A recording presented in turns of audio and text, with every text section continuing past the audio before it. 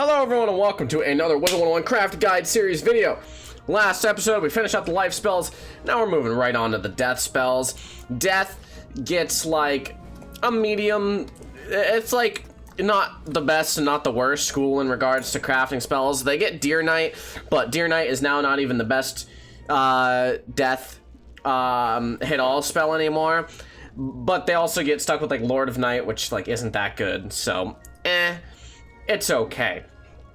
Anyways, we're gonna get started on Deer Knight right now. I'm already in Celestia, so you know the drill. All right, I'm gonna teach you. You need to get the perfect onyxes right here, and you need to get the ghost fire. If you get both of that, you're well on your way. You already got like a fourth of the reagents done and dusted with. All right, moving on. Deer Knight treasure cards. Now, Deer Knight treasure cards, obviously you can get them from Lore Master. You can get them from a lot of places actually, but probably what you're going to want to do is get them from the bazaar or ask people to trade them. Maybe use Gamma's trading post. I know that Deer Knights are really cheap. I think it's like averages like 10 empowers probably, which is incredibly cheap. That's you know, guaranteed 6 Deer Knight cards for that much, which is pretty good. So you can get Deer Knight relatively easy in regards to treasure cards. Hopefully you find them as easy as I did. I've crafted Deer Knight 2 times in the past, and both times I found the treasure cards extremely easily. So hopefully you do the same. Blood Moss. Blood Moss is probably going to be one of the most difficult ones. The best way to do it, in my opinion, if you want to spend crowns, would probably be to go to the reagent bundles over here and buy red mandrake bundles. So you need 100 blood moss and it's 15 per, so is that 1,000? Yeah, that's 1,500 red mandrakes, which is a lot of crowns, so I wouldn't recommend doing it entirely that way. You can also find red mandrakes in the bazaar. You can find blood moss in the bazaar semi-frequently as well. I do not know why I'm in Unicorn Way right now. I don't think red mandrake spawn in Unicorn Way, but you will be able to find blood moss decently easily. Here, let me bring up the other locations that you can find it. You can find it in Azteca, in a lot of places. Wait, let me scroll up. You can find it here. You can find it in the floating land. I have found a few in the floating land in the past. Aerial jungle. In Chrysalis in a lot of places, Forlorn Tide, and then in Wizard City you can find a decent amount of it in Wizard City. So yeah, so just go for one of those areas, and realistically I don't know which one's the best, but I do know that that's like probably the best way to get it. And then you know you can transmute it. It's 15 red mandrake per blood moss. That's probably going to be like the worst part of the recipe, because everything else is decently easy. So you know, hopefully you can find it decently easily, you know, just in general. Bones are actually really easy. I'm pretty sure you can get 100 in the bazaar like almost all the time because they're not very useful.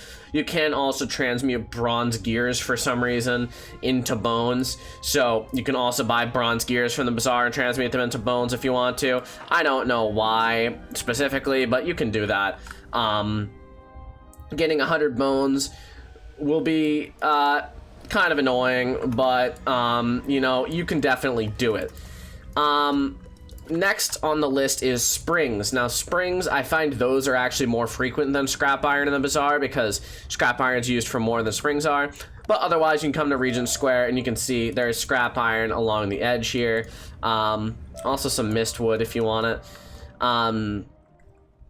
You'll be able to find a decent amount of scrap iron here. You can also find scrap iron all over the place in Marleybone, like not just Regent Square. Okay, you can see I already got a spring. But not just Regent Square. You can also find it in Chelsea Court, the kind of way East and West, Big Ben. All of those will drop scrap iron. You can also just find it in the bazaar. If you want, another option is the crown option, as I showed you guys with the red mandrakes.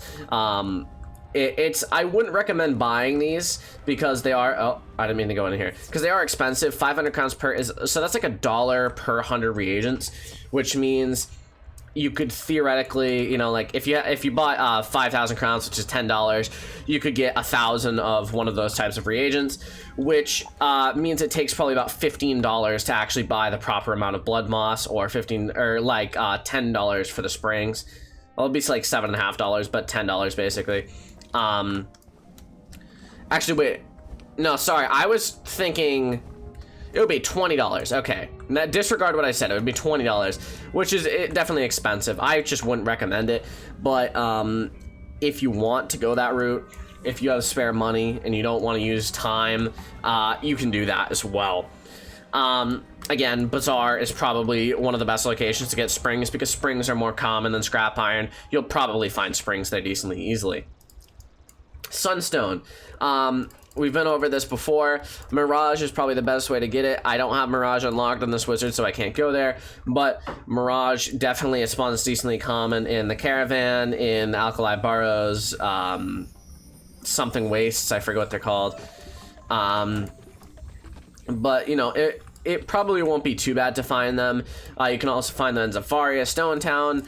They are decently rare in Stone Town, so don't expect to get, you know, a ton of sandstone here. Sandstone is what I'm talking about specifically, by the way, because you need 15 sandstone to create a sunstone. You know, hopefully you can find some. You can also definitely find it in the bazaar. People tend to sell sunstone because it is an expensive reagent, so if they're tight on money, they'll sell some of their sunstone. Just look in the bazaar, you'll find it eventually. I've definitely had times where there's like 300 sunstone in the bazaar, and you just buy it all and then you'll never need sunstone again. Probably the best way to go about it. But obviously you can do what I'm doing right now and look for it physically. It will be annoying. It will be a long process. It's 15 sandstone per sunstone, which is definitely going to be a challenge. You can also, okay, so you can see there is sandstone here. You can also find sandstone in the bazaar. Sandstone also comes from stone blocks. It's a rare drop from stone blocks. So that's basically the options you have for sunstone. Sunstone also drops frequently from a lot of bosses, so you can get it there as well. Amber is decently difficult to get, but it's not the worst reagent in the world. Amber, if you haven't seen one of my things before, you can get from the 3 hidden bosses in Tartarus, from Gladiator, Sand Squid, and Cronus. Cronus is definitely the easiest to beat. Gladiator has a weakness and 3 ice minions, and the Sand Squid is a myth that spams Earthquake. So realistically, Cronus is going to be your best bet. He doesn't have any very difficult cheats, so hopefully that's, you know, you can find him easy enough to beat. The other ways to do it, and probably like the best way if you like gardening, is you can use Ultra King Parsleys or King Parsleys. They have a chance to drop Amber. Ultra King Parsleys especially, I believe, have like a decent chance to drop Amber. This spell only needs 12 Amber, so you can get it decently easy from that. You can also get it from arena tickets, 2,500 per Amber. You know, you can go for it that way. I would not recommend that in the slightest, but you can get it that way. You should be able to get Amber decently easy.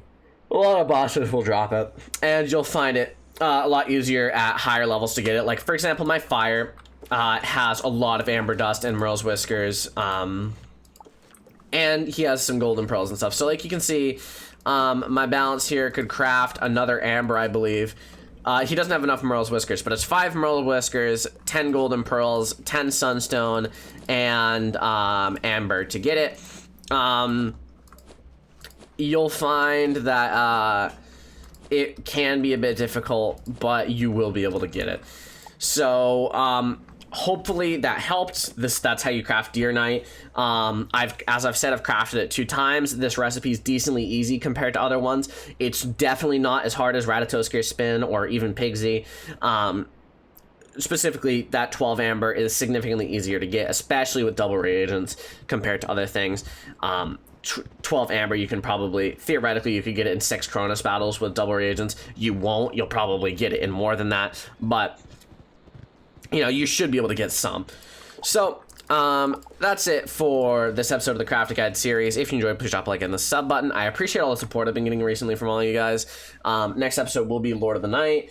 We're trooping. We only got like 5 or 6 episodes left, and then I need to come up with a new series to do.